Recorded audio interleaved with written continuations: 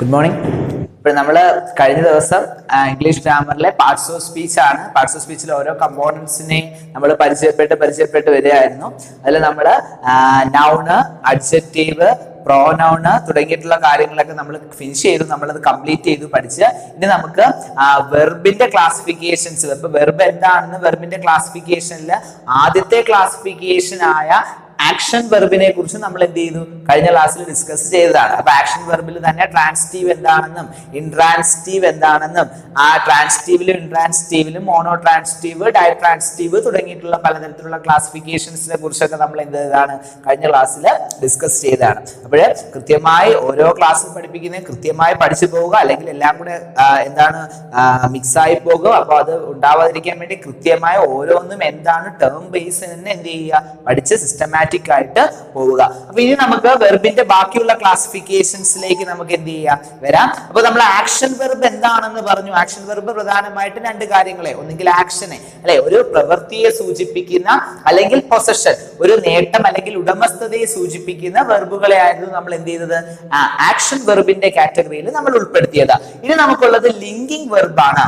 അല്ലെ. വെർബിന്റെ മറ്റ് രണ്ട് ക്ലാസിഫിക്കേഷൻ ആണ് ലിങ്കിങ് വെർബും ഹെൽപ്പിംഗ് വെർബും. രണ്ട് പ്രധാനപ്പെട്ട ക്ലാസിഫിക്കേഷൻ തന്നെയാണ് ലിങ്കിങ് വെർബും ഹെൽപ്പിംഗ് വെർബ് എന്ന് പറയുന്നത്. അപ്പൊ ആദ്യമേ നമുക്ക് അതിലേക്ക് കടന്നു ചെല്ലാം. ലിങ്കിങ് വെർബ് എന്താണെന്നും അതിന്റെ പ്രത്യേകതകൾ എന്താണെന്നും നമുക്ക് എന്ത് ചെയ്യാം, നോക്കാം. സോ ലിങ്കിങ് വെർബിന്റെ ഡെഫിനിഷൻ എന്താ ഇവിടെ മെൻഷൻ ചെയ്തിട്ടുണ്ട്. എന്താണ് ലിങ്കിങ് വെർബ് എന്ന് ചോദിച്ചു കഴിഞ്ഞാൽ നമുക്ക് പറയാനായിട്ട് സാധിക്കും, വെർബ് തന്നെയാണ് ലിങ്കിങ് വെർബ് എന്ന് പറയുന്നത്. അതിന്റെ രണ്ടാമത്തെ പ്രധാനപ്പെട്ട ക്ലാസിഫിക്കേഷൻ ആണ് ലിങ്കിങ് വെർബ് എന്ന് പറയുന്നത്. ഇതിന് വേറെ ക്ലാസിഫിക്കേഷൻസ് ഒന്നും തന്നെ വരുന്നില്ല. സോ ലിങ്കിങ് വെർബ് എന്താണെന്ന് ചോദിച്ചു കഴിഞ്ഞാൽ അതിന്റെ ഡെഫിനിഷൻ ഇങ്ങനെയാണ്: ദീസ് ആർ വെർബ്സ്. ഇതെന്ന് പറയുന്നത് എന്താണ്, വെർബുകളാണ്. ദാറ്റ് കണക്ട്, അത് എന്ത് ചെയ്യുന്നു, കണക്ട് ചെയ്യുന്നു. എന്തിനെ കണക്ട് ചെയ്യുന്നു, സബ്ജക്റ്റിനെ. അപ്പൊ സെന്റൻസിലെ സബ്ജക്റ്റ് എന്താണ്, പ്രെഡിക്കേറ്റ് എന്താണെന്നും നൗണ് പ്രോനൗൺ എന്താണെന്നൊക്കെ നമ്മൾ ആൾറെഡി എന്ത് ചെയ്തതാണ്, പഠിച്ചതാണ്. അപ്പൊ അത് പഠിച്ചാൽ മാത്രമേ നമുക്ക് ഇത് എന്ത് ചെയ്യാൻ പറ്റൂ, പഠിക്കാനായിട്ട് സാധിക്കൂ. അതുകൊണ്ടാണ് പറയുന്നത് ഒരു ദിവസം പഠിപ്പിക്കുന്ന കൃത്യമായി തന്നെ എന്ത് ചെയ്യുക, പഠിച്ചു പോവുക. ഓക്കെ, വീണ്ടും ഡെഫിനിഷനിലോട്ട് വരാം. അപ്പൊ എന്താണ് ലിങ്കിങ് വെർബ് എന്ന് ചോദിച്ചു കഴിഞ്ഞാൽ, linking verbs are verbs that connect, അത് കണക്ട് ചെയ്യുന്നു. എന്തിനെ, സബ്ജക്ട് അല്ലെ. ഒരു സെന്റൻസിൽ എപ്പോഴും എന്ത് കാണും, ഒരു സബ്ജക്ട് കാണും. ആ സബ്ജക്റ്റിനെ എന്തുമായിട്ട് കണക്ട് ചെയ്യുന്നു, with an add verb, with an adjective. ഒന്നുകിൽ അത് അഡ്ജക്റ്റീവുമായിട്ട്. എന്താണ് അഡ്ജക്റ്റീവ് എന്നും ഡിഫറെന്റ് ടൈപ്സ് ഓഫ് അഡ്ജക്റ്റീവ് എന്താണെന്ന് നമ്മൾ പഠിച്ചതാണ് അല്ലെ. അഡ്ജക്റ്റീവ് എന്ന് പറഞ്ഞാൽ എന്തായിരുന്നു, നൗണിനെ ക്വാളിഫൈ ചെയ്യാൻ ഉപയോഗിക്കുന്ന, അല്ലെങ്കിൽ നൗണിന് എന്തെങ്കിലും ഒരു സ്പെഷ്യൽ മീനിങ് ആഡ് ചെയ്യാൻ ഉപയോഗിക്കുന്ന വേർഡ്സുകളായിരുന്നു എന്ന് പറയുന്നത് അഡ്ജക്റ്റീവ് എന്ന് പറയുന്നത് അല്ലെ. നോക്കുക, so linking verbs are verbs that are used to connect a subject. നോക്കുക, ഒരു സബ്ജക്റ്റിനെ എന്തുമായിട്ട്, വിത്ത് എ നൗൺ. ഒന്നുകിൽ അത് നൗണുമായിട്ട്, അല്ലെങ്കിൽ ഓർ ആൻ അഡ്ജക്റ്റീവ്, അല്ലെങ്കിൽ അത് അഡ്ജക്റ്റീവുമായിട്ടോ ആയിരിക്കും നമുക്ക് എന്ത് ചെയ്യാൻ ബന്ധിപ്പിക്കുന്നത്. വിച്ച് റീനെയിംസ്, അത് എന്ത് ചെയ്യുന്നു, ആ സബ്ജക്റ്റിനെ ഒന്നുകിൽ റീനെയിം ചെയ്യും അല്ലെ, മറ്റൊരു വിശേഷണം കൊടുക്കും. ഓർ ഡിസ്ക്രൈബ്സ്, അതിന് എന്ത് ചെയ്യുന്നു, കൂടുതൽ സബ്ജക്റ്റിനെ കുറിച്ച് നമുക്ക് എന്ത് ചെയ്യുന്നു, വിശദീകരിച്ച് എന്ത് ചെയ്യുന്നു, തരുന്നു. നോക്കുക, which describes or renames it അല്ലെ. ഇറ്റ് എന്ന് പറഞ്ഞാൽ ഇവിടെ ഇറ്റ് കൊണ്ട് അർത്ഥമാക്കുന്നത് സബ്ജക്റ്റിനെ എന്നാണ്. ഒരു ഉദാഹരണം നമുക്ക് നോക്കാം. ഇപ്പോഴ് Joseph becomes a bank manager. ഈ ഒരു സെന്റൻസ് നമുക്ക് നോക്കിക്കഴിഞ്ഞാൽ അറിയാൻ സാധിക്കും, Joseph becomes A bank manager എന്ന് പറയുന്ന ഈ ഒരു ഉദാഹരണത്തില് നമ്മുടെ സബ്ജക്ട് എന്ന് പറയുന്ന ആര് തന്നെയാണ്, ജോസഫ് തന്നെയാണ്. അപ്പൊ ഈ ജോസഫ് എന്ന് പറയുന്ന സബ്ജക്റ്റിനെ ബാങ്ക് മാനേജർ എന്ന് പറയുന്നത്, ബാങ്ക് മാനേജർ എന്ന് പറയുന്നത് എന്താണെന്ന് നമുക്ക് പറയാൻ സാധിക്കും, അത് ഒരു നൗൺ ആണ് അല്ലെ. ബാങ്ക് മാനേജർ എന്ന് പറയുന്നത് ഒരു നൗൺ ആണ്. ആ നൗണുമായിട്ട് ബന്ധിപ്പിക്കാൻ ഉപയോഗിച്ച വാക്കാണ് ഏതെന്ന് പറയുന്നത്, ബിക്കംസ് എന്ന് പറയുന്നത്. ഓക്കെ, സോ ഈ ബിക്കംസിനെ നമുക്ക് എന്തെന്ന് വിളിക്കാൻ സാധിക്കും, ലിങ്കിങ് വെർബ് എന്ന് വിശേഷിപ്പിക്കാൻ സാധിക്കും. ഇത്രയാണ് അതിന്റെ ഡെഫിനിഷൻ. ഒരു സബ്ജക്റ്റിനെ എന്തുമായിട്ട്, ഒരു നൗണായിട്ടോ അല്ലെങ്കിൽ എന്താണ് അഡ്ജക്റ്റീവ് ആയിട്ടോ ബന്ധിപ്പിക്കാൻ ഉപയോഗിക്കുന്ന വാക്കുകളെ നമ്മൾ എന്തെന്ന് വിളിക്കുന്നു, ലിങ്കിങ് വെർബുകൾ എന്ന് വിശേഷിപ്പിക്കുന്നു. വേറൊരു എക്സാമ്പിൾ പറഞ്ഞു കഴിഞ്ഞാൽ, ശ്രുതി ഈസ് ബ്യൂട്ടിഫുൾ എന്ന് പറയുന്ന ഈ എക്സാമ്പിൾ നോക്കുക. ഇവിടെ ബ്യൂട്ടിഫുൾ എന്ന് പറയുന്നത് ഒരു അഡ്ജക്റ്റീവ് ആണ്. ഈ അഡ്ജക്റ്റീവിനെ സബ്ജക്റ്റ് ആയ ശ്രുതിയുമായിട്ട് ബന്ധിപ്പിച്ചിരിക്കുന്ന എന്താണ്, ഈസ് എന്ന് പറയുന്ന ടേം ഉപയോഗിച്ചുകൊണ്ടാണ്. ഓക്കെ, സോ ഇത്തരത്തില് സബ്ജക്റ്റിനെ എന്തുമായിട്ട് അഡ്ജക്റ്റീവുമായിട്ടോ അല്ലെങ്കിൽ എന്താണ് ഒരു നൗൺ ആയിട്ടോ ബന്ധിപ്പിക്കാൻ ഉപയോഗിക്കുന്ന വാക്കുകളെ നമ്മൾ എന്തെന്ന് വിളിക്കും? വെർബുകളെ നമ്മൾ എന്തെന്ന് വിളിക്കും? ലിങ്കിങ് വെർബുകൾ എന്ന് വിശേഷിപ്പിക്കുന്നു. ഇതാ നോക്കുക, അതെന്താ ചെയ്യുന്നത്? സബ്ജക്റ്റിന് ഒരു പൂർണ്ണത നൽകുകയാണ് അല്ലെ. സബ്ജക്റ്റിന് ഒന്നുകിൽ റീനെയിം ചെയ്യുന്നു, അല്ലെങ്കിൽ സബ്ജക്റ്റിന് എന്ത് ചെയ്യുന്നു? ഡിസ്ക്രൈബ്, വിശദീകരിക്കുന്നു. ഇവിടെ നോക്കുക, ഇവിടുത്തെ കേസിലാണെങ്കിൽ സബ്ജക്റ്റിന് അത് എന്ത് ചെയ്യായിരുന്നു? റീനെയിം ചെയ്യുകയാണ് അല്ലെ. ബാങ്ക് മാനേജർ എന്ന് പറയുന്ന ആ ടേം ജോസഫ് എന്ന് പറയുന്ന സബ്ജക്റ്റിനെ റീനെയിം ചെയ്യുകയാണ് ചെയ്തത്. ഇവിടെയാണെങ്കിലോ ഈ സബ്ജക്ട് ശ്രുതി എന്ന് പറയുന്ന സബ്ജക്റ്റിന് ഒരു വിശേഷണം കൊടുക്കുകയാണ് എന്ത് ചെയ്തത്. ഇത് വളരെ ഇമ്പോർട്ടന്റ് ആണ് 10ാം ക്ലാസ്സുകാരെയും സംബന്ധിച്ചിടത്തോളം. കാരണം 10ാം ക്ലാസ്സിലെ ഫസ്റ്റ് ചാപ്റ്ററിൽ തന്നെ നമുക്ക് കോംപ്ലിമെന്റ്, സബ്ജക്ട് കോംപ്ലിമെന്റ് എന്ന് പറഞ്ഞുകൊണ്ട് ഒരു കാര്യം നമുക്ക് എന്ത് ചെയ്യാനായിട്ടുണ്ട്? പഠിക്കാനായിട്ടുണ്ട്. പാർട്സ് ഓഫ് സ്പീച്ചിന്റെ ഉൾപ്പെടുത്താൻ വേണമെങ്കിൽ നമുക്ക് അതിൽ എന്ത് ചെയ്യാൻ പറ്റും? ഉൾപ്പെടുത്താൻ സാധിക്കുന്ന ഒരു സെക്ഷൻ തന്നെയാണ്. അപ്പോൾ അത് എന്താണെന്ന് ഈ ലിങ്കിങ് വെർബ് എന്താണെന്ന് മനസ്സിലായാൽ മാത്രമേ നിങ്ങൾക്ക് അത് എന്ത് ചെയ്യാൻ പറ്റൂ? പഠിക്കാനായിട്ട് സാധിക്കൂ. സോ അതിന്റെ ഡെഫിനിഷനും കൂടെ ഞാൻ ഇവിടെ എന്ത് ചെയ്തിട്ടുണ്ട്? ഒന്ന് മെൻഷൻ ചെയ്തിട്ടുണ്ട്. നോക്കാം, such a noun or adjective is called subject complement. അപ്പൊ ഈ രണ്ട് കേസുകളിൽ ഇത്തരത്തിൽ സബ്ജക്റ്റിന് പൂർണ്ണത കൊടുക്കാനായിട്ട് അല്ലെങ്കിൽ സബ്ജക്റ്റിനെ ഡിസ്ക്രൈബ് ചെയ്യാനായിട്ട് ഉപയോഗിച്ച അത്തരം അഡ്ജക്റ്റീവുകളെ അല്ലെങ്കിൽ എന്താണ് നൗണിനെ നമുക്ക് എന്തെന്ന് വിളിക്കാനായിട്ട് സാധിക്കും? സബ്ജക്റ്റ് കോംപ്ലിമെന്റ്, സിംപ്ലി അല്ലെങ്കിൽ കോംപ്ലിമെന്റ് എന്ന് നമുക്ക് എന്ത് ചെയ്യാൻ പറ്റും? പറയാനായിട്ട് സാധിക്കും. അപ്പൊ ആ വ്യത്യാസം മനസ്സിലാക്കണം. അഡ്ജക്റ്റീവും സബ്ജക്റ്റ് കോംപ്ലിമെന്റ് തമ്മിലുള്ള എന്താണ് വ്യത്യാസം? അതാണ്. അതായത് ഒരു അഡ്ജക്റ്റീവ്, എല്ലാ അഡ്ജക്റ്റീവുകളും പലപ്പോഴും എന്തായിരിക്കാം? സബ്ജക്റ്റ് കോംപ്ലിമെന്റ് ആയിരിക്കാം. പക്ഷേ എല്ലാ സബ്ജക്റ്റ് കോംപ്ലിമെന്റും എന്തായിരിക്കില്ല? അഡ്ജക്റ്റീവ്സ് ആയിരിക്കില്ല. നോക്കുക, ഒന്നുകൂടി ഡെഫിനിഷൻ പറഞ്ഞുതരാം. ലിങ്കിങ് വെർബ് വളരെ വളരെ പ്രധാനപ്പെട്ടതാണ്. നോക്കുക, അപ്പൊ ഇവിടുത്തെ ലിങ്കിങ് വെർബ് ആരാന്ന് വെച്ച് കഴിഞ്ഞാൽ നമ്മൾ ഏതാ പറയാ? ബിക്കംസ് ആണ് ഇവിടുത്തെ എന്തെന്ന് പറയുന്നത്? Linking verb. ഇവിടെയാണെങ്കിലോ ഈസ് ആയിരുന്നു, ഒരു സ്റ്റേറ്റ്, അവസ്ഥയെ സൂചിപ്പിച്ച് ഈസ് ആയിരുന്നു എന്തെന്ന് പറയുന്നത്? ലിങ്കിങ് വെർബ് എന്ന് പറയുന്നത്. ഓക്കെ, ഒന്നുകൂടെ വരാം. അപ്പൊ വെർബിന്റെ ക്ലാസിഫിക്കേഷൻസിനെ കുറിച്ചാണ് നമ്മൾ പഠിച്ചുകൊണ്ടിരുന്നത്. അതിൽ ആക്ഷൻ വെർബ് കഴിഞ്ഞു. ആക്ഷൻ വെർബിന്റെ പലതരത്തിലുള്ള ക്ലാസിഫിക്കേഷൻ കഴിഞ്ഞ സ്ഥിതിക്ക് നമുക്ക് ഡിസ്കസ് ചെയ്യാനായിട്ടുള്ളത് വെർബിന്റെ രണ്ടാമത്തെ ക്ലാസിഫിക്കേഷൻ ആയ ലിങ്കിങ് വെർബിനെ കുറിച്ചായിരുന്നു. നോക്കാം, അപ്പൊ ലിങ്കിങ് വെർബ് എന്താണെന്ന് ചോദിച്ചു കഴിഞ്ഞാൽ ഇത്രയേ ഉള്ളൂ. വെർബ്സ് അതും എന്ത് തന്നെയാണ്? വെർബ് തന്നെയാണ്. ദാറ്റ് അല്ലെ, that's are verbs that connect a subject. ഒരു സെന്റൻസിലെ സബ്ജക്റ്റിനെ, സബ്ജക്ട് എന്ന് പറയുമ്പോൾ നൗണും ആകാം അല്ലെങ്കിൽ എന്താകാം? പ്രോനൗൺ ആകാം. അത് നമ്മൾ തുടക്കത്തിലൊക്കെ എന്ത് ചെയ്താണ്? പഠിച്ചതാണ് അല്ലെ. ആ സബ്ജക്റ്റിനെ എന്തുമായിട്ട്? വിത്ത് എന്താണ്? ആ സെന്റൻസിൽ തന്നെയുള്ള മറ്റൊരു നൗൺ ആയിട്ടോ അല്ലെങ്കിൽ എന്താണ്? അഡ്ജക്റ്റീവ് ആയിട്ടോ ബന്ധിപ്പിക്കാൻ വേണ്ടി എന്ത് ചെയ്യുന്നു? ഉപയോഗിക്കുന്നു അല്ലെ. അതെന്താ ചെയ്യുന്നത്? ആ അഡ്ജക്റ്റീവ് അല്ലെങ്കിൽ നൗണിന്റെ ഫംഗ്ഷൻ എന്താണ്? അത് ആ സബ്ജക്റ്റിനെ ഒന്നുകിൽ എന്ത് ചെയ്യുന്നു? ഡിസ്ക്രൈബ് ചെയ്യുന്നു, വിശദീകരിക്കുന്നു, അല്ലെങ്കിൽ എന്താണ്? റീനെയിം ചെയ്യുന്ന ടേംസുകളാണെന്ന് പറയാനായിട്ട് സാധിക്കും. അപ്പൊ ഇതിനുള്ള ഉദാഹരണം ബിക്കംസ്, ഈസ് എന്നൊക്കെ പറയുന്നത് എന്താണെന്ന് പറയാനായിട്ട് സാധിക്കും? ഇവിടുത്തെ ലിങ്കിങ് വെർബ് ആണെന്ന് പറയാനായിട്ട് സാധിക്കും. പലപ്പോഴും നമ്മൾ ഓക്സിലറി വെർബുകൾ, നമുക്ക് 24 ഓക്സിലറി വെർബ് ഉണ്ട്. വെർബിന്റെ ഒരു സെക്ഷൻ കഴിഞ്ഞതിന് ശേഷം ഞാൻ ആ 24 ഓക്സിലറി വെർബ് 9നെയും 10നെയും സംബന്ധിച്ചിടത്തോളം അവർക്ക് വളരെ ഫെമിലിയർ ആണ് ഓക്സിലറി വെർബ് എന്ന് പറയുന്നത്. പക്ഷെ 8ാം ക്ലാസ്സുകാര് അതിനെ അത്രത്തോളം ഡെപ്തിൽ അത് പഠിച്ചിട്ടില്ല. ജസ്റ്റ് ഞാൻ അതുകൊണ്ട് അതിന്റെ പേരിൽ ഞാൻ 8ാം ക്ലാസ്സുകാർക്ക് വേണ്ടി ഞാൻ ജസ്റ്റ് ഒന്ന് എന്ത് ചെയ്യാം? മെൻഷൻ ചെയ്യാം. വെർബിന്റെ പാർട്ട് കഴിഞ്ഞതിന് ശേഷം ഈ ഓക്സിലറി വെർബില് മൊത്തം 24 ഓക്സിലറി വെർബ്സ് ആണുള്ളത്. ഈ 24 ഓക്സിലറി വെർബ്സിൽ is, am, are, was, were തുടങ്ങിയിട്ടുള്ള ഓക്സിലറി വെർബ്, അതായത് ബീന്റെ പല ഫോംസുകളാണ് is, am, are, was, were എന്നൊക്കെ പറയുന്നത്. അതുപോലെ ഹാഡ് ബീൻ തുടങ്ങിയിട്ടുള്ള ടേംസുകൾ നമ്മൾ എന്ത് ചെയ്യാറുണ്ട്? പലപ്പോഴും ലിങ്കിങ് വെർബായിട്ടാണ് എന്ത് ചെയ്യുന്നത്? ഇംഗ്ലീഷിൽ ഉപയോഗിക്കാറുള്ളത് നമുക്ക് എന്ത് ചെയ്യാൻ പറ്റും? പറയാനായിട്ട് സാധിക്കും. പിന്നെ ചില സാഹചര്യങ്ങളിലൊക്കെ ലിങ്കിങ് വെർബുകൾ എന്തായിട്ടും ആക്ഷൻ വെർബായിട്ട് നമ്മൾ എന്ത് ചെയ്യാറുണ്ട്? ഉപയോഗിക്കാറുണ്ടെന്ന് പറയാനായിട്ട് സാധിക്കും. അപ്പൊ പ്രധാനമായിട്ടും ലിങ്കിങ് വെർബിന്റെ ഡെഫിനിഷൻ എന്താണെന്ന് മനസ്സിലാക്കുക, അതെന്താണെന്ന് മനസ്സിലാക്കുക. അതുപോലെ തന്നെ സബ്ജക്ട് കോംപ്ലിമെന്റ് ഇതിനോടൊപ്പം തന്നെ പഠിച്ചു പോവുക. എന്താണ് സബ്ജക്ട് കോംപ്ലിമെന്റ് എന്ന് ചോദിച്ചാൽ ഇത്രയേ ഉള്ളൂ അല്ലെ. എന്താണ്? ആ നൗണിനെ അല്ലെങ്കിൽ സബ്ജക്റ്റിനെ എന്ത് ചെയ്യാൻ ഉപയോഗിച്ച? റീനെയിം ചെയ്യാൻ അല്ലെങ്കിൽ എന്താണ്? ഡിസ്ക്രൈബ് ചെയ്യാൻ ഉപയോഗിച്ച എന്തിനെ? നൗണിനെ അല്ലെങ്കിൽ അഡ്ജക്റ്റീവിനെ നമുക്ക് എന്തെന്ന് വിശേഷിപ്പിക്കാൻ പറ്റും? സബ്ജക്ട് കോംപ്ലിമെന്റ് എന്ന് വിശേഷിപ്പിക്കാനായിട്ട് സാധിക്കും. ഓക്കെ, പലപ്പോഴും നിങ്ങളുടെ ടെക്സ്റ്റുകളിൽ 10ാം ക്ലാസ്സിന്റെ ടെക്സ്റ്റിലൊക്കെ സെന്റൻസ് പാറ്റേൺ നമുക്ക് പഠിക്കാനായിട്ടുണ്ട്. ആ സെക്ഷനിൽ ഈ കോംപ്ലിമെന്റിനെ സി എന്ന് പറയുന്ന ലെറ്റർ കൊണ്ടായിരിക്കും എന്ത് ചെയ്തിട്ടുള്ളത്? റെപ്രസെന്റ് ചെയ്തിട്ടുള്ളത്. സബ്ജക്റ്റിന് ഓ ആണ്, സബ്ജക്റ്റിന് എസ് ആണ്, ഒബ്ജക്റ്റിന് എന്തും ഓയ് കൊണ്ട് നമ്മൾ എന്ത് ചെയ്യാറുണ്ട്? റെപ്രസെന്റ് ചെയ്യാറുണ്ടെന്ന് പറയാം. അപ്പോൾ വെർബിന്റെ ലിങ്കിങ് വെർബ് എന്ന് പറയുന്ന ക്ലാസിഫിക്കേഷൻ ഇവിടെ എന്ത് ചെയ്തു? അവസാനിച്ചു എന്ന് പറയാം. ഇനി അടുത്ത് നമുക്ക് ഡിസ്കസ് ചെയ്യാനുള്ളത് എന്താണ്? ഹെൽപ്പിംഗ് വെർബാണ്. Okay sir.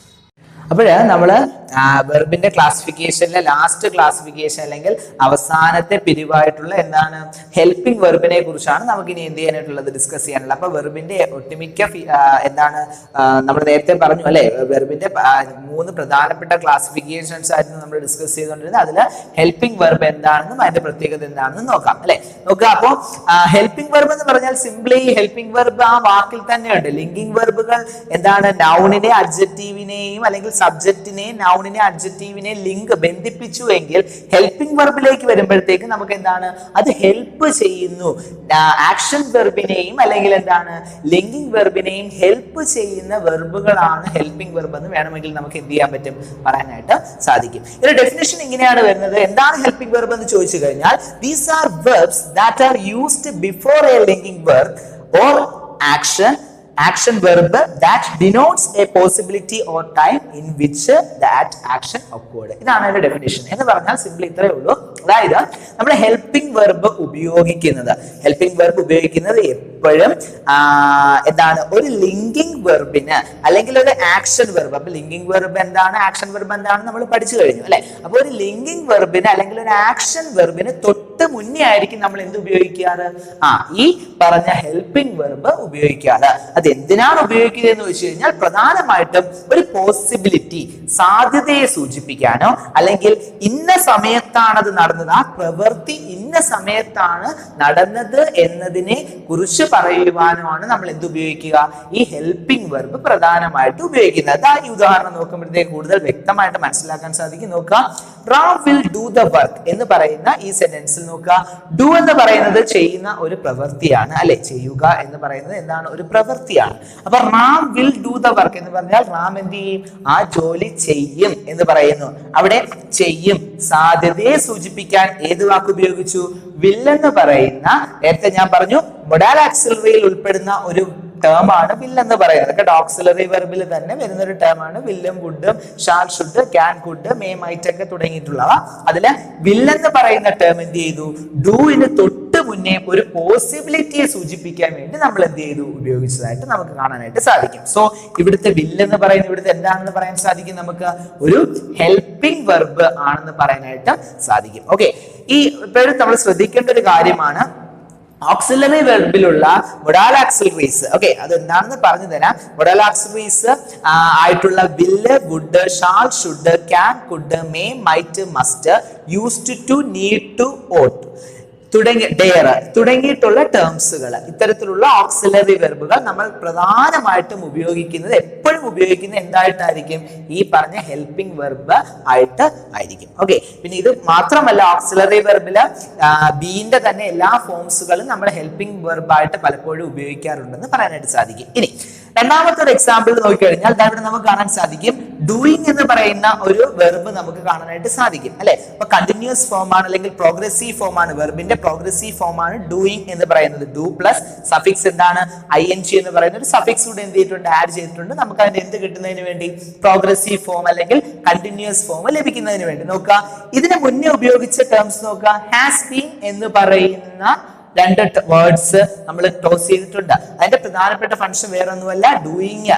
ഇവിടെ ഒരു എന്താണ്, ഇതൊരു ടെൻസ് ഫോം ആണ് അല്ലെ. ഇതൊരു ടെൻസ് ഫോം ആണ്. ടെൻസ് ഫോം എന്ന് പറഞ്ഞാൽ ഇതിപ്പോ നമുക്ക് ഏത് ടെൻസിലാണെന്ന് പറയാനായിട്ട് സാധിക്കും, പ്രസന്റ് പെർഫെക്റ്റ് കണ്ടിന്യൂസിലെ ഒരു സെന്റൻസ് ആണ് ഞാൻ ഈ എഴുതിയിരിക്കുന്നത്. അപ്പൊ അത് എപ്പോഴും നമ്മൾ ടെൻസ് ഡിനോട്ട് ചെയ്യുന്നത് ടൈം ആണ് അല്ലെ, ഒരു സമയം, ഏത് സമയത്താണ് ഒരു പ്രവൃത്തി നടന്നത് അതിനെ സൂചിപ്പിക്കാനാണ് നമ്മൾ എന്ത് ഉപയോഗിക്കുക, ടെൻസ് എന്ന് പറയുന്ന ടേം അല്ലെങ്കിൽ ടെൻസ് എന്ന് പറയുന്ന സെക്ഷൻ നമ്മൾ എന്ത് ചെയ്യാറ്, ഉപയോഗിക്കാറ്. കാലം എന്ന് പറയുന്ന ഒരു കണ്ടീഷൻ നമ്മൾ എന്ത് ചെയ്യാറ്, ഉപയോഗിക്കാറുള്ളത്. സോ ഇവിടെ നോക്കാം, ഹാസ് ബീൻ എന്ന് പറയുന്ന എന്താണ്, ടേം അല്ലെ. അപ്പൊ ഡൂയിങ് നമുക്ക് മാറ്റാം. ഡൂയിങ് എന്ന് പറയുന്ന വെർബ്, ആക്ഷൻ വെർബിനെ എന്ത് ചെയ്യാൻ വേണ്ടി, ഹെൽപ്പ് ചെയ്യാൻ കൊണ്ടുവന്ന ടേമാണ് ഹാസ് ബീൻ. ഈ ഹാസ് ബീൻ ഇവിടെ എന്താണ്, സമയത്തെ റെപ്രസെന്റ് ചെയ്യാൻ വേണ്ടിയാണ് കൊണ്ടുവന്നത് അല്ലെ. അപ്പൊ സമയത്തെ ടെൻസ് കൂടുതലായിട്ട് പഠിക്കുന്ന സമയത്ത് നമുക്ക് അതിനെ കുറിച്ച് മനസ്സിലാക്കും. ഇവിടെ ജസ്റ്റ് ഇങ്ങനെ മനസ്സിലാക്കി വെച്ചിരിക്കുക, ഡൂയിങ് എന്ന് പറയുന്ന ആക്ഷൻ വെർബിനെ എന്താണ്, സമയത്തിന്റെ പ്രാധാന്യം കൊടുക്കുന്നതിന് വേണ്ടിയാണ് ഹാസ് ബീൻ എന്ന് പറയുന്ന ടേം കൊണ്ടുവന്നിരിക്കുന്നത്. അതുകൊണ്ട് നമുക്ക് പറയാൻ സാധിക്കും, ഈ ഹാസ് ബീൻ എന്ന് പറയുന്നത് എന്താണ്, ഒരു ഹെൽപ്പിംഗ് വെർബ് ആണെന്ന് പറയാനായിട്ട് സാധിക്കും. ഓക്കെ, അപ്പൊ ഇതാണ് പ്രധാനമായിട്ടും ഹെൽപ്പിംഗ് വെർബ് എന്താണെന്ന് ചോദിച്ചാൽ പറയാനായിട്ടുള്ളത്. അപ്പൊ ഹെൽപ്പിംഗ് വെർബ് എന്ന് പറഞ്ഞാൽ അതിന്റെ ഡെഫിനേഷൻ ഇത്ര മാത്രമേ ഉള്ളൂ. വെർബ് തന്നെയാണ്. ആ വെർബ് എന്തിനു ഉപയോഗിക്കുന്നു? ലിങ്കിങ് വെർബിന് അല്ലെങ്കിൽ എന്താണ് ഒരു ആക്ഷൻ വെർബിന് തൊട്ട് പുറകിലാണ് അത് ഉപയോഗിക്കുന്നത്. ബിഫോർ ആണ് അല്ലെ, അതിന് തൊട്ട് മുന്നേ ആയിട്ടാണ് നമ്മൾ എന്ത് ചെയ്യാറ്, അത് ഉപയോഗിക്കാറ്. എന്തിനു ഉപയോഗിക്കുന്നു എന്ന് ചോദിച്ചു കഴിഞ്ഞാൽ ഒരു സാധ്യതയെ സൂചിപ്പിക്കാൻ, പോസിബിലിറ്റിയെ സൂചിപ്പിക്കാൻ, അല്ലെങ്കിൽ എന്താണ്, അല്ലെങ്കിൽ ഒരു സമയം, ഇന്ന സമയത്താണ് ആ പ്രവൃത്തി നടന്നത് എന്നതിനെ കുറിച്ച് സൂചിപ്പിക്കുക, എന്നതിനെ കുറിച്ചുള്ള സൂചന നൽകുന്നതിന് വേണ്ടി ഉപയോഗിക്കുന്ന വെർബുകളെ നമുക്ക് എന്തെന്ന് വിളിക്കാനായിട്ട് സാധിക്കും? ഹെൽപ്പിംഗ് വെർബ് എന്ന് വിശേഷിപ്പിക്കാനായിട്ട് സാധിക്കും. അപ്പോൾ വെർബിന്റെ പ്രധാനപ്പെട്ട 3 ക്ലാസിഫിക്കേഷൻസ് അവിടെ എന്ത് ചെയ്യാണ്, അവസാനിക്കുകയാണ്. ഇനി ഞാൻ ജസ്റ്റ് ഓക്സിലറി വെർബ് എന്താണ്, 24 ഓക്സിലറി വെർബിന്റെ പ്രധാനപ്പെട്ട ഫംഗ്ഷൻ ജസ്റ്റ് എന്താണെന്ന് ഇവിടെ പറഞ്ഞ് എന്ത് ചെയ്യാം, വെർബ് നമുക്ക് എന്ത് ചെയ്യാം, ക്ലോസ് ചെയ്യാം. ഓക്കെ, അപ്പൊ നമ്മൾ വെർബിനെ കുറിച്ചാണ് പഠിച്ചുകൊണ്ടിരുന്നത്. അപ്പൊ ഈ വെർബിനെ കുറിച്ച് പഠിക്കുന്ന സമയത്ത് വളരെ അത്യാവശ്യമായിട്ട് നമ്മൾ മനസ്സിലാക്കിയിരിക്കേണ്ട ചില ടേംസുകളും വെർബിൽ എന്ത് ചെയ്യുന്നുണ്ട്, വരുന്നുണ്ട്. അതിന് ഉദാഹരണമാണ് ഒന്ന് ഓക്സിലറി വെർബ് എന്ന് പറയുന്ന ഒരു സെക്ഷനും, അതുപോലെ തന്നെ വെർബിൽ തന്നെ റെഗുലർ വെർബ്സ്, ഇറഗുലർ വെർബ്സ് എന്നുള്ള ഈ 2 ക്ലാസിഫിക്കേഷൻസ് നമ്മൾ ജസ്റ്റ് എന്ത് ചെയ്തിരിക്കണം, മനസ്സിലാക്കിയിരിക്കണം. അപ്പൊ ആദ്യമേ നമുക്ക് എന്താണ് ഓക്സിലറി വെർബ് എന്ന് നമുക്ക് എന്ത് ചെയ്യാം, ഒന്ന് നോക്കാം. അപ്പൊ ഓക്സിലറി വെർബ് വളരെ വളരെ ഇമ്പോർട്ടന്റ് ആണ്. മൊത്തം 24 ഓക്സിലറി വെർബുകളാണ് നമുക്കുള്ളത്. ഈ 24 ഓക്സിലറി വെർബ് കൃത്യമായി തന്നെ എന്ത് ചെയ്യുക, പഠിച്ച് പോവുക. അപ്പൊ 24 ഓക്സിലറി വെർബ് അതിന്റെ എന്താണ് ഫംഗ്ഷൻ അല്ലെങ്കിൽ പർപ്പസ് എന്താണ്, ജസ്റ്റ് എന്ത് ചെയ്യാം, അത് ഡിഫൈൻ ചെയ്ത് പറഞ്ഞ് പോവാം. ഓക്കെ, അപ്പൊ നോക്കുക, നമുക്ക് ഓക്സിലറി വെർബ് എന്തിനു ഉപയോഗിക്കുന്നു എന്ന് ചോദിച്ചു കഴിഞ്ഞാൽ പ്രധാനമായിട്ടും ടെൻസിന്റെ കേസിൽ നമുക്ക് കേട്ടിട്ടുണ്ട്. കാലം അല്ലെങ്കിൽ ടെൻസ് എന്താണെന്നൊക്കെ നമ്മൾ കേട്ടിട്ടുണ്ട് അല്ലെ. പ്രസന്റ് ടെൻസ്, അതുപോലെ തന്നെ പാസ്റ്റ് ടെൻസ്, ഫ്യൂച്ചർ ടെൻസ് തുടങ്ങിയിട്ടുള്ള ടെൻസുകൾ, അതിനെ കുറിച്ചൊക്കെ നമ്മൾ ഇനി അങ്ങോട്ട് ചെല്ലുമ്പോഴത്തേക്ക് പഠിക്കും. അപ്പോൾ ടെൻസിൽ നമ്മൾ വളരെ സിഗ്നിഫിക്കന്റ് ആയിട്ടുള്ള ഒരു റോള് ആരാ ഹാൻഡിൽ ചെയ്യുന്നുണ്ട്, ഈ ഓക്സിലറി വെർബ് ഹാൻഡിൽ ചെയ്യുന്നുണ്ട്. നമുക്ക് എന്ത് ചെയ്യാൻ പറ്റും, പറയാനായിട്ട് സാധിക്കും. നോക്കാം, അപ്പൊ ടെൻസിന്റെ കേസിലും ആക്റ്റീവ് വോയിസ്, പാസീവ് വോയിസ് പഠിക്കുന്ന സമയത്തും അതുപോലെ തന്നെ ഒരു പോസിബിലിറ്റി, സാധ്യത, നേരത്തെ നമ്മൾ കണ്ടു അല്ലെ, ലിങ്കിങ് വെർബ്സിന്റെ നമ്മള് ഹെൽപ്പിംഗ് വെർബിനെ കുറിച്ച് പഠിച്ച സമയത്ത് പോസിബിലിറ്റി, സാധ്യതയെ കുറിച്ചൊക്കെ നമ്മൾ എന്ത് ചെയ്തതാണ്, ജസ്റ്റ് ഒന്ന് മെൻഷൻ ചെയ്തതുമാണ്. നോക്കാം, അതുപോലെ തന്നെ ഒരു മൂഡിനെ എവോക്ക് ചെയ്യാനും, അതുപോലെ നെഗറ്റീവ് സെന്റൻസ്, അതായത് സെന്റൻസിന്റെ നെഗറ്റീവ് അതല്ലെങ്കിൽ അഫിർമേറ്റീവ് എന്നിങ്ങനെ 2 ക്ലാസിഫിക്കേഷൻസ് ഒക്കെ ഉണ്ട്. അപ്പൊ അതിന്റെ സാഹചര്യങ്ങളിലൊക്കെ നമ്മൾ എന്ത് ചെയ്യുന്നത്, ഉപയോഗിച്ച് വരുന്ന ഒരു വെർബാണ് ഓക്സിലറി വെർബ് എന്ന് പറയുന്നത്. ഓക്കെ, അപ്പൊ ഓക്സിലറി വെർബ് പ്രധാനമായിട്ടും 24 ഓക്സിലറി വെർബാണുള്ളത്. ഈ 24 ഓക്സിലറി വെർബിന് നമുക്ക് പ്രധാനമായിട്ടും 2 ആയിട്ട് ഡിവൈഡ് ചെയ്യാനായിട്ട് പറ്റും. ഒന്ന് പ്രൈമറി ഓക്സിലറി, രണ്ടാമത്തേത് മൊഡാൽ ആക്സിലറി എന്ന് പറയാം. ഓക്കെ, അപ്പൊ 2 ഓക്സിലറീസിനെ നമുക്ക് രണ്ടാക്കാനായിട്ട് സാധിക്കും. ഒന്ന് പ്രൈമറി എന്ന് പറയുന്ന ഒരു വിഭാഗം, രണ്ടാമത്തേത് മൊഡാൽ ഓക്സിലറി എന്ന് പറയുന്ന രണ്ടാമത്തെ വിഭാഗം. നോക്കുക, സോ ആദ്യത്തേത് പ്രൈമറി ഓക്സിലറി ആണ്. ഞാൻ എന്തിരിക്കുന്നത്, ഈ ഒരു ടേബിളിൽ മെൻഷൻ ചെയ്തിരിക്കുന്ന എല്ലാം പ്രൈമറി ഓക്സിലറീസ് ആണെന്ന് പറയാൻ സാധിക്കും. Is, am, are, was, were, has, have, had, do, does, did, ഇതാണ് പ്രൈമറി ഓക്സിലറി വെർബുകൾ എന്ന് പറയുന്നത്. പ്രധാനമായിട്ടും ഈസ്, ആം, ആർ എന്ന് പറയുന്ന ടേമിന്റെ മീനിങ് എന്ന് പറയുന്നത് ആകുന്നു എന്നുള്ള ഒരു മീനിങ്ങിലാണ് നമ്മൾ എന്ത് ഉപയോഗിക്കാറുള്ളത്, ഈസ്, ആം, ആർ ഉപയോഗിക്കാറുള്ളത്. അതുപോലെ തന്നെ നമുക്ക് നേരത്തെ പറഞ്ഞതുപോലെ ടെൻസിന്റെ കേസിലൊക്കെ നമ്മൾ പ്രസന്റ് കണ്ടിന്യൂസിനോടൊപ്പം ഒക്കെ നമ്മൾ എന്ത് ചെയ്യാറുണ്ട്, ഈ ടേംസുകൾ ഉപയോഗിച്ച് വരാറുണ്ട്. അതിന്റെ പാസ്റ്റ് ആണ് വാസ്, വെയർ എന്ന് പറയുന്നത്. ഞാൻ ഇതിനെക്കുറിച്ച് ഡീറ്റെയിൽ ആയിട്ട് കിടക്കുന്നില്ല, കാരണം നമുക്ക് ഇത് വെർബിനെ കുറിച്ച് പഠിക്കുന്ന സമയത്ത് ജസ്റ്റ് ഇതിന്റെയൊക്കെ ഇത് എന്താണെന്ന് മാത്രം നമ്മൾ എന്ത് ചെയ്താൽ മതി, മനസ്സിലാക്കിയാൽ മതി. കാരണം നമ്മൾ ഇതിനെ കുറിച്ച് ഡീറ്റെയിൽ ആയിട്ട് നമുക്ക് ക്വസ്റ്റ്യൻ ടാഗ് എന്ന് പറയുന്ന ഒരു സെക്ഷൻ പഠിക്കുന്ന സമയത്ത് ഇതിനെക്കുറിച്ച് കുറച്ചുകൂടെ ഡീറ്റെയിൽ ആയിട്ട് നമുക്ക് എന്ത് ചെയ്യേണ്ടതായിട്ടുണ്ട്, നോക്കേണ്ടതായിട്ട് ഉണ്ട്. ഞാൻ ജസ്റ്റ് ഇതിന്റെ പ്രധാനപ്പെട്ട ഫംഗ്ഷൻ, സിഗ്നിഫിക്കന്റ് ആയിട്ടുള്ള ഫംഗ്ഷൻ മാത്രം പറഞ്ഞു പോകാം. ഈ സാമാറ് ആകുന്നു എന്നാണ് മീനിങ്. വാസിന്റെ വേറിന്റെ മീനിങ് ആയിരുന്നു എന്നാണ്. ഹാസ്, ഹാവ്, ഹാഡ് നമ്മൾ പ്രധാനമായിട്ടും ഉണ്ട് എന്നുള്ള അർത്ഥത്തിൽ, ഹാസ്, ഹാവ് ഉണ്ട്, ഹാഡ് ഉണ്ടായിരുന്നു എന്നുള്ള അർത്ഥത്തിലാണ് ഉപയോഗിക്കാറ്.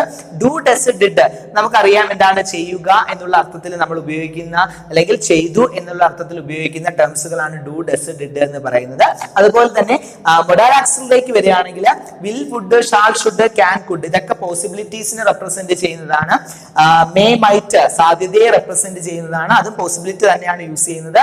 മസ്റ്റ് ഒരു ഉറപ്പിനെ സൂചിപ്പിക്കാനും, യൂസ്ഡ് ടു പണ്ട് സ്ഥിരം ചെയ്തിരുന്ന ഒരു പ്രവൃത്തിയെ സൂചിപ്പിക്കാനും, നീഡ് എന്ന് പറയുന്ന ടേം ആവശ്യകതയെ സൂചിപ്പിക്കാനും, ഡെയർ എന്ന് പറയുന്ന ടേം എന്താണ് നമ്മുടെ ഒരു ധൈര്യത്തെ റെപ്രസെന്റ് ചെയ്യുന്നു, ought to എന്ന് പറയുന്നത് നമ്മൾ കൃത്യമായി പാലിക്കേണ്ട നമ്മുടെ ഒരു കർത്തവ്യത്തെയും റെപ്രസെന്റ് ചെയ്യുവാനായിട്ടാണ് നമ്മൾ എന്ത് ചെയ്യുന്നത് ഉപയോഗിക്കുന്നത്. ഓക്കെ, അപ്പൊ ഞാൻ ഇതിനെ കുറിച്ച് ജസ്റ്റ് എന്താണ് ഓവറോൾ എന്ന് ജസ്റ്റ് പ്രധാനപ്പെട്ട ഫണ്ടമെന്റൽ ഡ്യൂട്ടീസ് മാത്രം പറഞ്ഞു പോവുകയാണ്. ജസ്റ്റ് ഇതിനെ കൂടുതൽ ഡെപ്തിലേക്ക് നമുക്ക് എന്ത് ചെയ്യേണ്ടതായിട്ടുണ്ട്, പഠിച്ച് പോകേണ്ടതായിട്ടുണ്ട്. അത് നമുക്ക് എന്ത് ചെയ്യാം, 1 by 1 അല്ലെ, ആക്റ്റീവ് വോയിസ് പാസീവ് വോയിസും ടെൻസ് ഒക്കെ പഠിക്കുന്ന സമയത്ത് ഇതിന്റെ പർപ്പസ് പല പല പർപ്പസ് ഉണ്ട്. അപ്പൊ ആ പർപ്പസിനെ കുറിച്ച് നമുക്ക് എന്ത് ചെയ്യാം, കൂടുതൽ ഡെപ്തിലേക്ക് നമുക്ക് എന്ത് ചെയ്യാം പോകാം.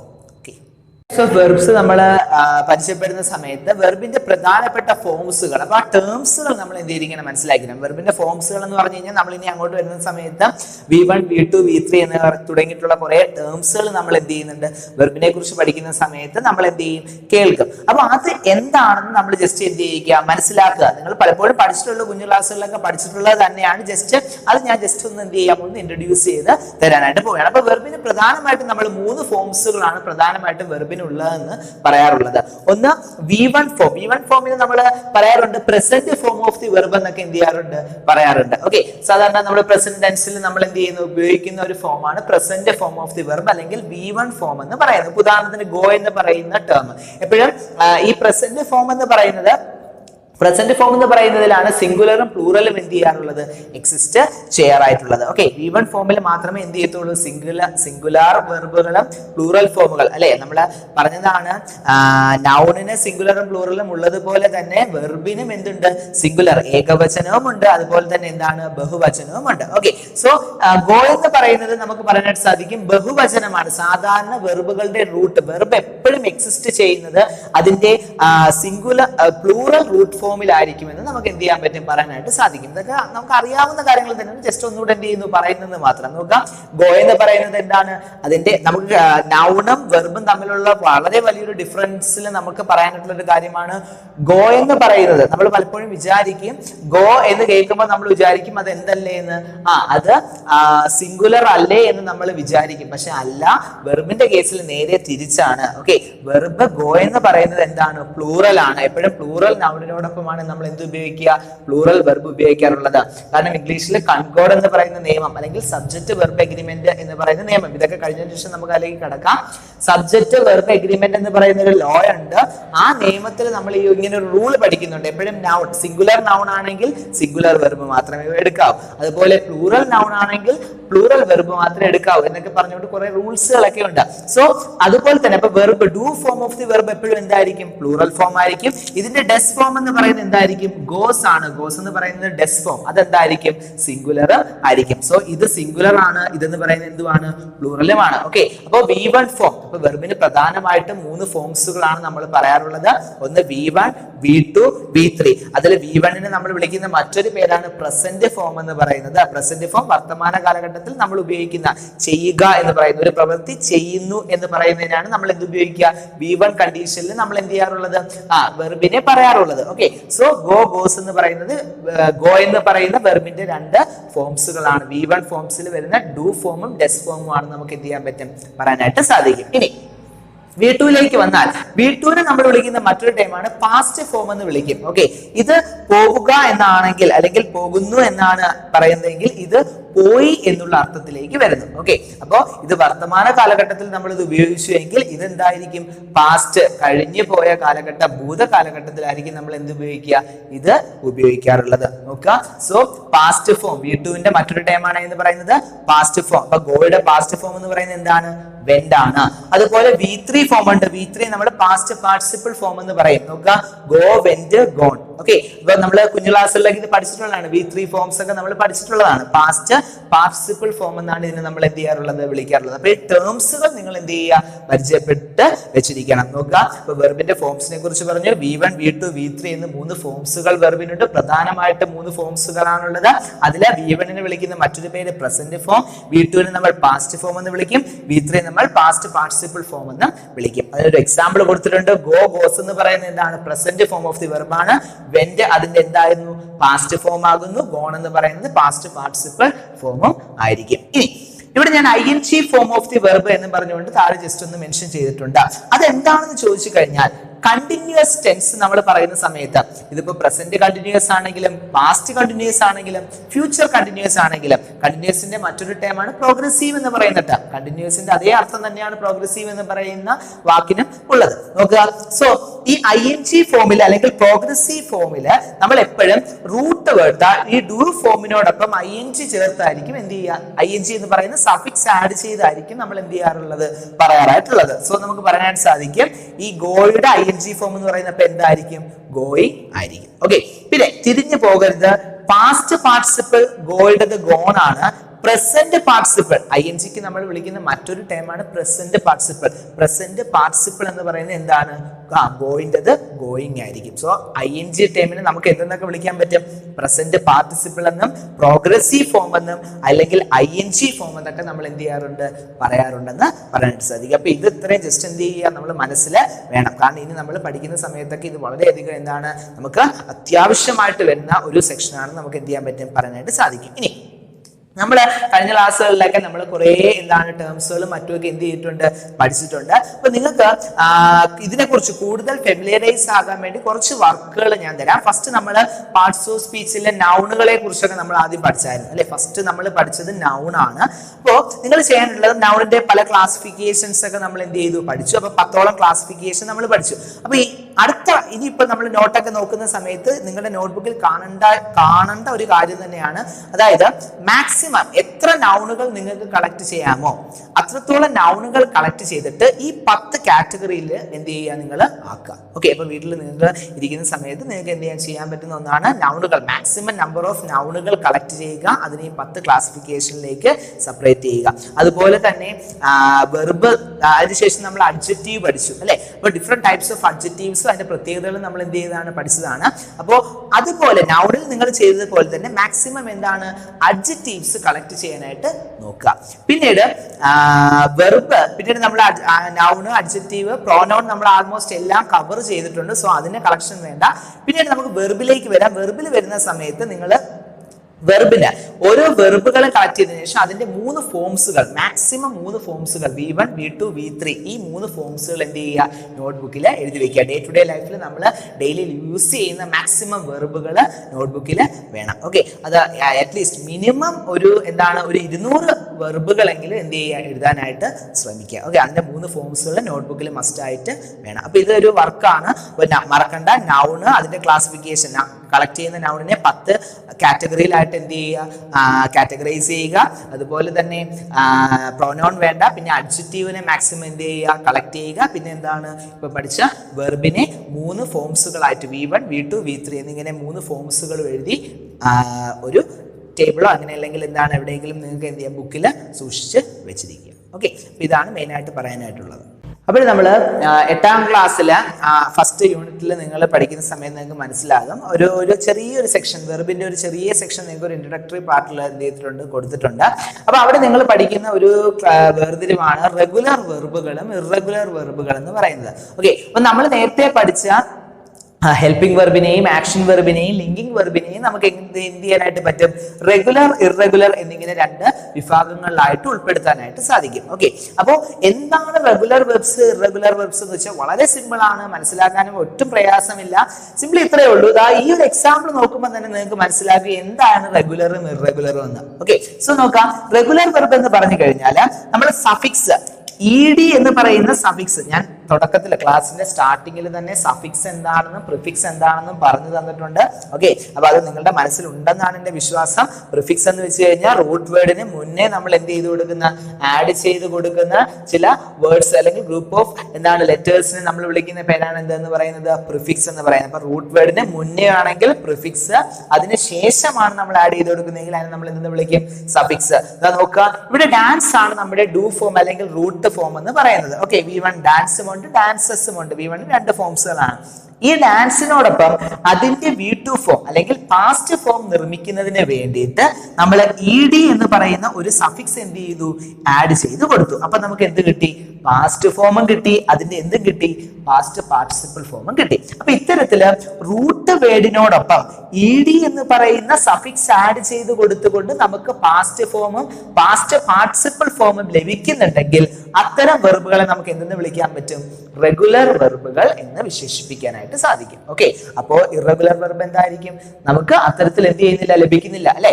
ED എന്ന് പറയുന്ന സഫിക്സ് ആഡ് ചെയ്ത് കൊടുക്കുമ്പോൾ നമുക്ക് എന്താണ്, നമുക്ക് പാസ്റ്റും പാസ്റ്റ് പാർട്ടിസിപ്പിൾ ഫോമും ലഭിക്കുന്നില്ലെങ്കിൽ അതിനെ നമുക്ക് എന്തെന്ന് വിളിക്കാം. അപ്പൊ നമുക്ക് എന്ത് ചെയ്യാം, അപ്പൊ ഇറഗുലർ വെർബ്സ് നമുക്ക് എന്ത് ചെയ്യാൻ പറ്റും, അതിനെ നമുക്ക് വിശേഷിപ്പിക്കാനായിട്ട് സാധിക്കും. നോക്കാം, അപ്പോഴേ ഇവിടെ നോക്കുമ്പോൾ അറിയാനായിട്ട് സാധിക്കും അല്ലെ, റൈറ്റ്, റോട്ട്, റിട്ടേൺ 3 ഫോംസുകളാണ്. നോക്കാം, അപ്പൊ V1 എന്ന് പറയുന്നത് റൈറ്റ് ആണ്. അപ്പൊ ഡു ഫോം മാത്രം ഞാൻ എഴുതിയിട്ടുള്ളൂ, ഡസ് ഫോം എന്നത് വരും, റൈറ്റ്സ് എന്നും കൂടെ വരും. അപ്പൊ V1 പറയുന്ന സമയത്ത് നമ്മൾ പ്ലൂറലും സിംഗുലറും രണ്ടും കൂടെ മെൻഷൻ ചെയ്യാനായിട്ട് ശ്രമിക്കുക കേട്ടോ. അപ്പൊ റൈറ്റ് പിന്നെ എന്താണ്, അപ്പൊ അത് റൂട്ട് ഫോം ആണ്. ആ റൂട്ട് ഫോമിന്റെ പാസ്റ്റ് കിട്ടുന്നതിന് വേണ്ടി നമുക്ക് ഇവിടെ ED ചെയ്ത് അല്ല നമ്മൾ ആഡ് ചെയ്ത് കൊടുത്തത് അല്ലെ. ED ആയിരുന്നെങ്കിൽ റൈറ്റഡ് എന്ന് വന്നേനെ, റൈറ്റഡ് എന്നല്ല അതിന്റെ പാസ്റ്റ് ഫോം. അതിന്റെ പാസ്റ്റ് ഫോം എന്ന് പറയുന്നത് എന്താണ്, റോട്ട് ആണ്. സോ നമുക്ക് പറയാൻ സാധിക്കും ED ആഡ് ചെയ്ത് കൊടുക്കാതെ നമുക്ക് പാസ്റ്റും പാസ്റ്റ് പാർട്ടിസിപ്പിൾ ഫോമും നമുക്ക് എന്ത് ചെയ്യുന്നുണ്ടെങ്കിൽ ലഭിക്കുന്നുണ്ടെങ്കിൽ അത്തരം വെർബുകളെ നമുക്ക് എന്തെന്ന് വിശേഷിപ്പിക്കാനായിട്ട് സാധിക്കും, ഇറഗുലർ വെർബ്സ് എന്ന് പറയാനായിട്ട് സാധിക്കും. അപ്പൊ നിങ്ങൾ വർക്ക് ചെയ്യുന്ന സമയത്ത് റെഗുലറും ഇറഗുലറും ഈ 2 കാറ്റഗറിയും കൂടെ നിങ്ങൾ എന്ത് ചെയ്യുക, രണ്ടും കൂടെ വേർതിരിച്ചെഴുതാനായിട്ട് കൂടെ എന്ത് ചെയ്യുക, ശ്രമിക്കുക. അപ്പൊ ഇതുപോലെ ഒരുപാട് വെർബുകളുണ്ട് അല്ലെ. ഇപ്പൊ പ്ലേ എന്ന് പറയുന്ന വെർബ് നമുക്ക് ഏതിൽ പെടുത്താനായിട്ട് സാധിക്കും, റെഗുലറിന്റെ കാറ്റഗറിയിലാണ്. കാരണം നമുക്കറിയാം പ്ലേ, പ്ലേഡ്, പ്ലേഡ് എന്നാണ് നമ്മൾ പറയുക. അവിടെ പ്ലേഡ് എന്താണ്, പാസ്റ്റ് പാർട്ടിസിപ്പിൾ നമുക്ക് ലഭിക്കുന്നതിന് വേണ്ടി ED എന്ന് പറയുന്ന ടേമാണ് എന്ത് ചെയ്തത്, ആഡ് ചെയ്ത് കൊടുത്തത്. നേരെ മറിച്ച് നമ്മൾ ഇതുപോലെ നമ്മൾ യൂസ് ചെയ്യുന്ന പറയുന്നത് ഡ്രൈവ് അല്ലെ, ഡ്രൈവ്, ഡ്രോവ്, ഡ്രിവൺ എന്നാണ് നമ്മൾ പറയുന്നത്. അതിന് നമുക്ക് എന്ത് ED ആഡ് ചെയ്ത് കൊടുത്തു കഴിഞ്ഞാൽ നമുക്ക് അതിന്റെ പാസ്റ്റ് പാർട്ടിസിപ്പിൾ ഫോം നമുക്ക് കിട്ടില്ല. സോ നമുക്ക് പറയാൻ സാധിക്കും അതെന്താണെന്ന്, ഇറഗുലറിന്റെ കാറ്റഗറിയിൽ നമ്മൾക്ക് എന്ത് ചെയ്യാൻ പറ്റും, പെടുത്താനായിട്ട് സാധിക്കും. സോ ഇതൊക്കെയാണ് വെർബിന്റെ പ്രധാനപ്പെട്ട ഫീച്ചേഴ്സ്, വെർബിന്റെ പ്രധാനപ്പെട്ട ക്ലാസിഫിക്കേഷൻ എന്ന് പറയുന്നത്. അപ്പൊ വെർബിനെ കുറിച്ച് പഠിക്കുന്ന സമയത്ത് കൃത്യമായി മനസ്സിൽ എന്താണ്, ഇത്രയും കാര്യങ്ങൾ വേണം. ആദ്യം നമ്മൾ പഠിച്ചത് എന്താണ് വെർബ് നമ്മൾ പഠിച്ചു അല്ലെ. വെർബ് എന്തായിരുന്നു, ഒരു ആക്ഷൻ, പൊസഷൻ, സ്റ്റേറ്റ്, ഒരു പ്രവൃത്തിയെ സൂചിപ്പിക്കുന്ന, ഒരു ഉടമസ്ഥതയെ സൂചിപ്പിക്കുന്ന, അല്ലെങ്കിൽ എന്താണ് അവസ്ഥയെ സൂചിപ്പിക്കുന്ന വാക്കുകളെയാണ് നമ്മൾ എന്തെന്ന് വിശേഷിപ്പിച്ചത്, വെർബ് എന്ന് വിശേഷിപ്പിച്ചത്. ആ വെർബിനെ കുറിച്ച് പഠിച്ച സമയത്ത് അതിന്റെ ക്ലാസിഫിക്കേഷൻസ് നമ്മൾ പഠിച്ചു അല്ലെ. അപ്പൊ അതിന്റെ ക്ലാസിഫിക്കേഷൻസിനെ കുറിച്ച് പറയുകയാണെങ്കിൽ പ്രധാനമായിട്ടും വെർബിനെ നമുക്ക് എന്താണ് 3 തരംതിരിക്കാനായിട്ട് സാധിക്കും അല്ലെ. ഏതൊക്കെയായിരുന്നു അത്, ആക്ഷൻ വെർബ്. ആക്ഷൻ വെർബ് എന്തൊക്കെയാണ് സൂചിപ്പിച്ചത്, ഒരു പ്രവൃത്തി അല്ലെങ്കിൽ പൊസഷനെ സൂചിപ്പിച്ച വെർബുകളാണ് ആക്ഷനിൽ നമ്മൾ ഉൾപ്പെടുത്തിയത്. അവിടെ ഒബ്ജക്റ്റ് ഉണ്ടെങ്കിൽ അത്തരം വെർബുകളെ നമ്മൾ ട്രാൻസിറ്റീവ് എന്ന് വിശേഷിപ്പിച്ചു, ഒബ്ജക്റ്റ് ഇല്ലെങ്കിൽ ഇൻട്രാൻസിറ്റീവ് എന്ന് വിശേഷിപ്പിച്ചു. അതുപോലെ തന്നെ വെർബില് ഒരു ഒബ്ജക്റ്റേ ഉള്ളെങ്കിൽ അത് മോണോ ട്രാൻസിറ്റീവ് എന്നും, ഒന്നിൽ കൂടുതൽ ഒബ്ജക്റ്റ് അല്ലെങ്കിൽ 2 ഒബ്ജക്റ്റ് ഉണ്ടെങ്കിൽ അതിന് നമ്മൾ എന്താണ്, ഡൈ ട്രാൻസിറ്റീവ് എന്നൊക്കെ നമ്മൾ എന്ത് ചെയ്തു പറഞ്ഞതാണ് അല്ലെ. ആ സമയത്ത് ഞാൻ ഡേറ്റീവ് ഫോം, നൗണിന്റെ തന്നെ ഡേറ്റീവ് ഫോംസിനെ കുറിച്ചൊക്കെ എന്ത് ചെയ്തിട്ടുണ്ട്, പറഞ്ഞിട്ടുണ്ട്. ഓക്കെ, സോ പിന്നീട് നമ്മൾ എന്തിലേക്ക് കടന്നു, ഇന്നത്തെ ക്ലാസ്സിൽ നമ്മൾ പഠിച്ചു, നമ്മള് വെർബിന്റെ 2ാമത്തെ ക്ലാസിഫിക്കേഷൻ ആയിട്ടുള്ള എന്താണ്, ലിങ്കിങ് വെർബിനെ കുറിച്ച് പറഞ്ഞു അല്ലെ. അപ്പൊ അതെന്ന് പറയുന്നത് എന്തായിരുന്നു, ഒരു സബ്ജക്റ്റിനെ, സെന്റൻസില് ഒരു സബ്ജക്റ്റിനെ നൗണുമായിട്ട് അല്ലെങ്കിൽ എന്താണ് അഡ്ജക്റ്റീവുമായിട്ട് ബന്ധിപ്പിക്കുന്ന വെർബുകളെയാണ് നമ്മൾ എന്തെന്ന് വിശേഷിപ്പിച്ചത്, ലിങ്കിങ് വെർബ് എന്ന് പറഞ്ഞത്. അത് ആ സബ്ജക്റ്റിന് എന്ത് ചെയ്യുന്നു, ഒന്നുകിൽ റീനെയിം ചെയ്യും അല്ലെങ്കിൽ എന്ത് ചെയ്യും, ഡിസ്ക്രൈബ് ചെയ്യും. മനസ്സിൽ ആ സെൻസ് വേണം. പിന്നീട് നമ്മൾ ഹെൽപ്പിംഗ് വെർബിനെ കുറിച്ച് പറഞ്ഞു അല്ലെ. ആക്ഷൻ വെർബിന് അല്ലെങ്കിൽ എന്താണ് ഒരു ലിങ്കിങ് വെർബിന് മുന്നേ ഉപയോഗിക്കുന്ന ചില വാക്കുകളാണ്. സാധ്യതയെ സൂചിപ്പിക്കാൻ അല്ലെങ്കിൽ പോസിബിലിറ്റിയെ സൂചിപ്പിക്കാനും ടൈമിനെ റെപ്രസെന്റ് ചെയ്യാനുമാണ് നമ്മൾ എന്ത് ഉപയോഗിക്കുക, ഇത്തരം ഹെൽപ്പിംഗ് വെർബുകളെ നമ്മൾ ഉപയോഗിക്കുന്നതെന്നൊക്കെ എന്ത് ചെയ്തു പറഞ്ഞു. അതിനുശേഷം വെർബിന്റെ 3 ഫോംസുകൾ, പ്രധാനപ്പെട്ട 3 ഫോംസ്, പിന്നെ ING ഫോമിനെ കുറിച്ച് ഞാൻ എന്ത് ചെയ്തു, ജസ്റ്റ് പറഞ്ഞു. കണ്ടിന്യൂസ് ഫോംസിനെ കുറിച്ചൊക്കെ പറഞ്ഞു. പിന്നീട് നമ്മൾ റെഗുലർ, ഇറഗുലർ എന്ന് പറയുന്ന 2 രീതിയിലും നമ്മൾ വെർബിനെ എന്ത് ചെയ്തു, ക്ലാസിഫൈ ചെയ്തു. ഓക്കെ, അപ്പൊ ഇത്രയും കാര്യങ്ങൾ വെർബിനെ കുറിച്ച് നിങ്ങൾ മനസ്സിലാക്കി വെച്ചിരിക്കണം. പിന്നെ പ്രത്യേകിച്ച് നിങ്ങൾ എടുത്തു പറയേണ്ട എന്താണ്, ഓക്സിലറി വെർബ്. ആ 24 ഓക്സിലറി വെർബ് ബൈഹാർട്ട് ചെയ്ത് തന്നെ പോവുക. 24 ഓക്സിലറി വെർബ് വളരെ വളരെ എന്താണ്, ഇമ്പോർട്ടന്റ് ആണ്. ഓക്സിലറി വെർബ് ഏതൊക്കെയെന്ന് ചോദിക്കുന്ന സമയത്ത് നിങ്ങൾ പറയാൻ എന്താണ്, വില്ലിങ് ആയിരിക്കണം. ഓക്കെ, അപ്പൊ ഇത്രയുമാണ് എന്താണ് വെർബിനെ കുറിച്ച് നമുക്ക് പ്രധാനമായിട്ടും എടുത്തു പറയേണ്ട സവിശേഷതകൾ എന്ന് പറയുന്നത്. ഇനി നമുക്ക് എന്തിലേക്ക് കിടക്കാം, പാർട്സ് ഓഫ് സ്പീച്ചിലെ അടുത്ത പാർട്ടായ ആഡ്വെർബിനെ കുറിച്ച്. അപ്പൊ വെർബ് പഠിക്കുന്ന സമയത്ത് നമ്മൾ എന്താണ് ആഡ്വെർബിനെ കുറിച്ചും കൂടെ മനസ്സിലാക്കിയിരിക്കണം. അപ്പൊ ഇനി നമുക്ക് അടുത്ത പാർട്ടായ എന്തിലേക്ക് കിടക്കാം? ആഡ്വെർബിലേക്ക് കിടക്കാം. ഓക്കെ.